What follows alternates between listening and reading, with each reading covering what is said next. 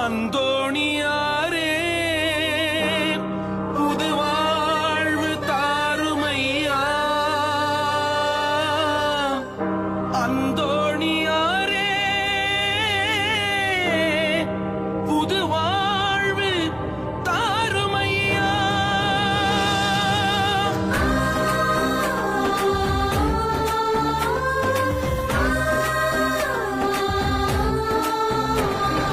பதுவை நகரில் பிறந்தவரே